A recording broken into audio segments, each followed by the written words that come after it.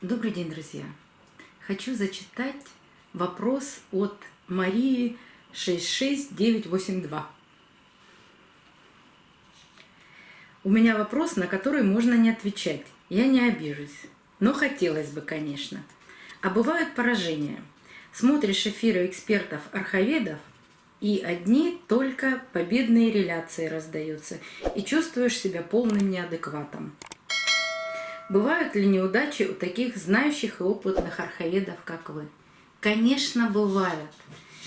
Не может быть так, что все всегда идеально.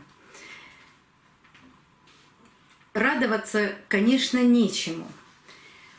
Вот этот вопрос был задан 3 дня назад, а буквально вчера подхожу к своей полке, и вы знаете, что позади меня всегда стоял красивейший Будда. Подхожу. Что я вижу? Вот сейчас вы видите цветы в хрустальной вазе. Все эти цветы, вот именно цветы, они поникли. Когда идет увядание сразу всех цветов, значит, есть какая-то проблема. И проблема может быть очень серьезной. Начинаю рассматривать цветок. Что я вижу? Вот на цветоносе видно, что цветонос начал желтеть от начала, то есть от самого цветка. Я срезаю все цветоносы. Просмотрела всю орхидею, ничего не вижу. Срезаю все цветоносы, ставлю в вазу.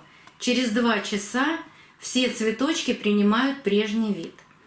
Но с цветком какие-то очень сложные проблемы. Сложные проблемы какого характера? Под этим срезанным цветоносом, сейчас я найду, где я его срезала, их было 3. Вот этот желтый цветонос. Под этим срезанным цветоносом я и здесь, и под вторым срезанным цветоносом я вижу в глубине черные пятна, то есть черную гниль. По листикам ничего еще невозможно определить. Листики в хорошем тургоре. Но это было вчера. Сегодня уже и по листикам можно определить. Видите, центральные листики пошли давать желтизну от основания. Признак просто отвратительный.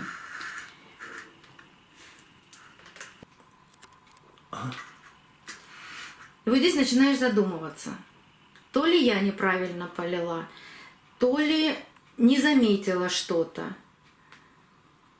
Но пока цветок вам не покажет, вы ничего не заметите. И часто мы ругаем себя за то, что что-то мы неправильно сделали.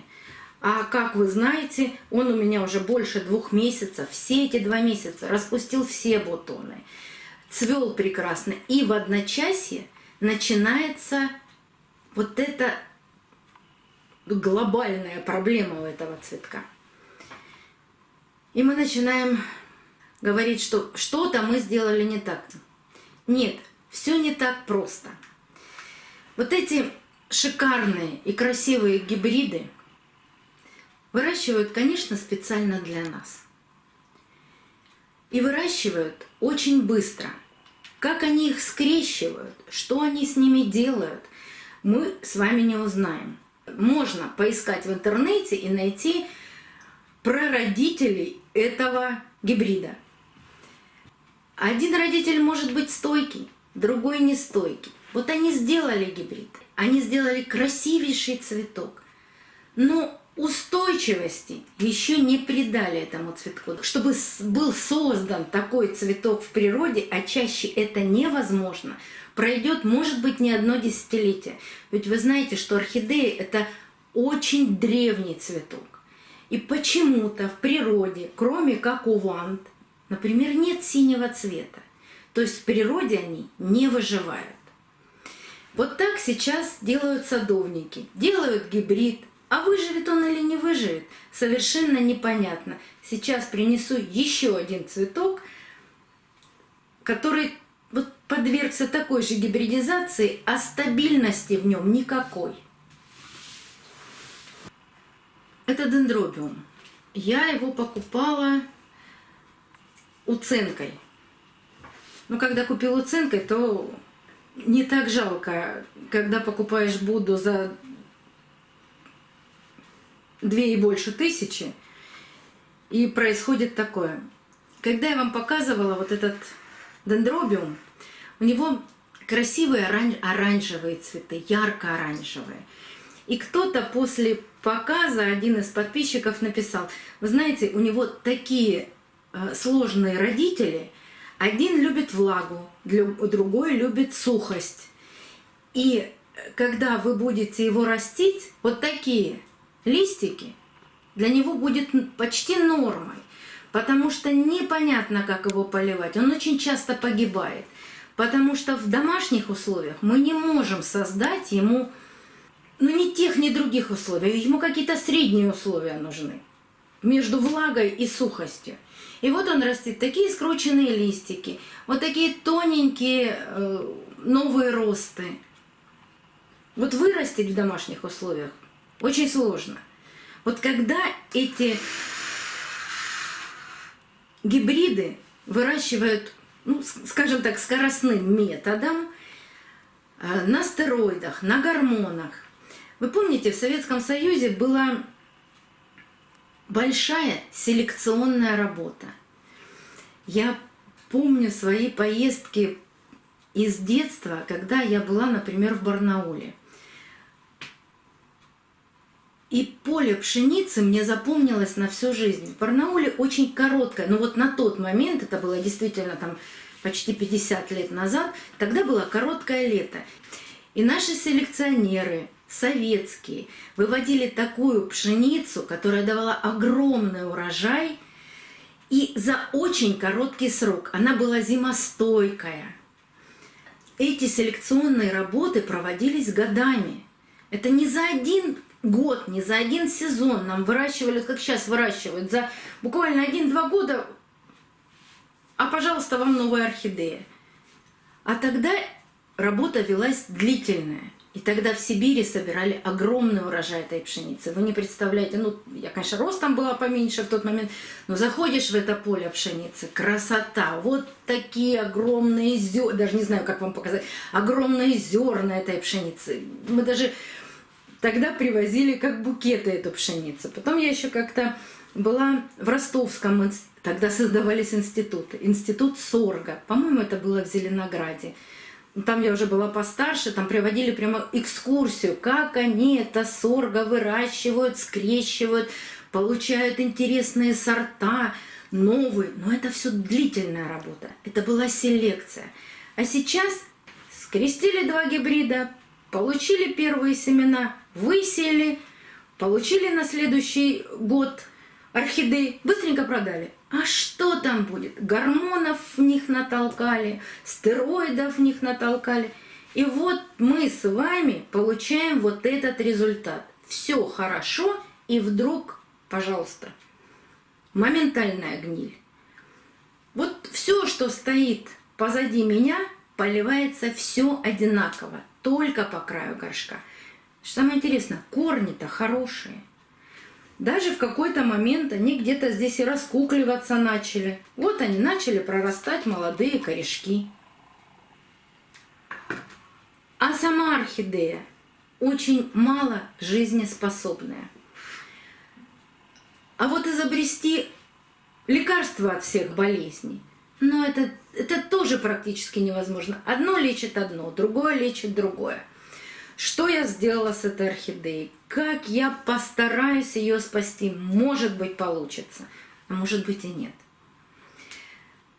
Все, что было черное, я намазала неразбавленным Максиновым. Я не стала снимать листья, потому что как только начинаешь отрывать листья, все, тогда орхидея точно погибнет. Здесь хотя бы можно попытаться что-то сделать. Все намазала неразбавленным Максимом. Дала просохнуть. Но это я делала вечером. На следующее утро я разбавила привикур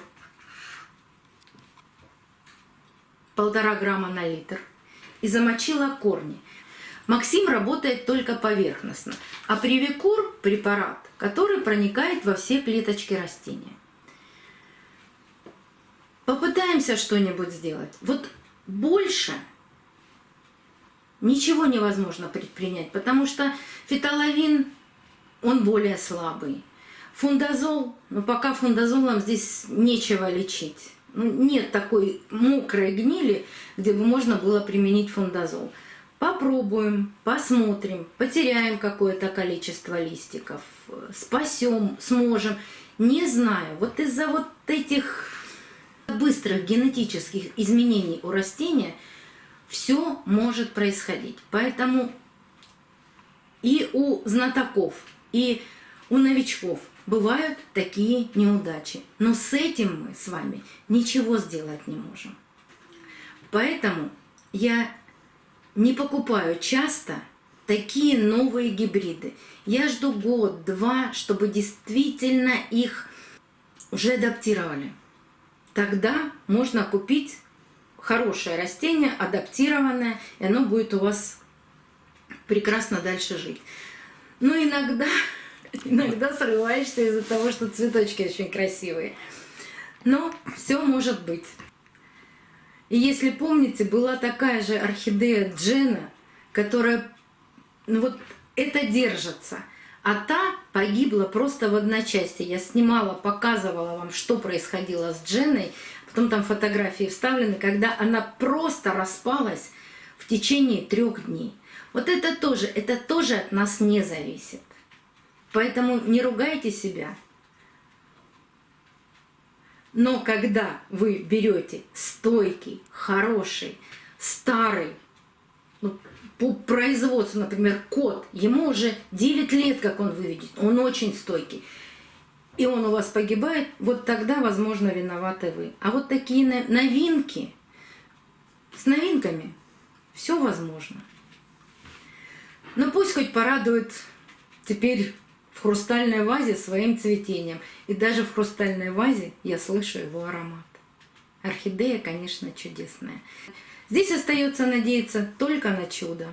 Все, что возможно было, я сделала. До новых встреч, друзья. Увидимся на канале.